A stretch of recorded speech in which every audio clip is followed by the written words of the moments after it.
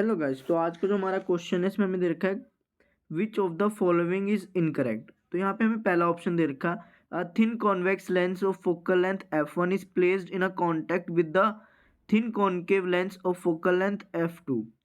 The combination will act as a convex lens if f1 is less than f2। तो guys हम जानते हैं कि जो पावर होती है वो किसके इन्वर्सली प्रोपोर्शनल होती है। तो गाइस वो इन्वर्सली प्रोपोर्शनल होती है हमारी फोकल लेंथ के।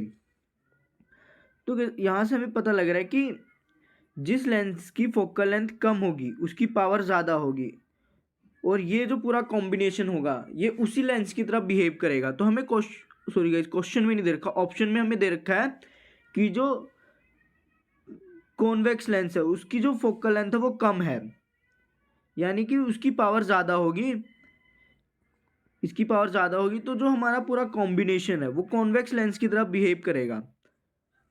ठीक है गाइस, और वही मैंने यहाँ पे लिख रखा है।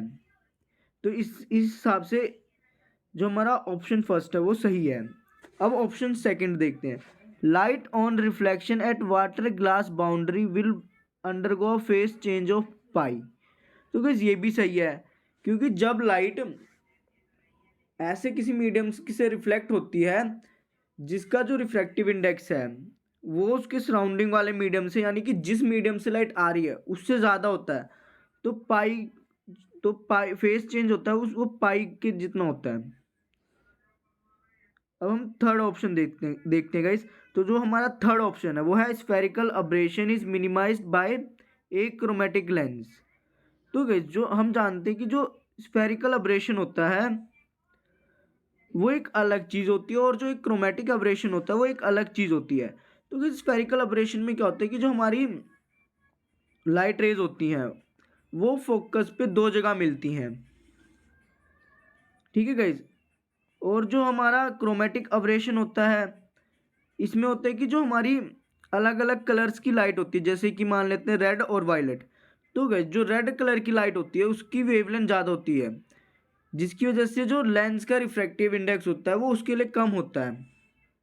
तो जो हमारी रेड लाइट होती है वो फोकस पे नहीं, प्रिंसिपल एक्सिस पे दूर मिलती है, और जो वायलेट लाइट होती है वो हमारी प्रिंसिपल एक्सिस पे पोल के पास में मिलती हैं, क्योंकि इनके लिए जो रिफ्रैक्टिव इंडेक्स होता है ना वो ज़्यादा होता है। तो क्या होता है कि जो हमारी 7 कलर्स की लाइट है वो इन दोनों के बीच में आपको दिख जाएंगी। एक तो ये हो जाएगी वायलेट और एक रेड हो जाएगी, और इनके बीच के बाकी कलर होंगे तो हमें इमेजेस अलग अलग कलर की दिखाई देंगी।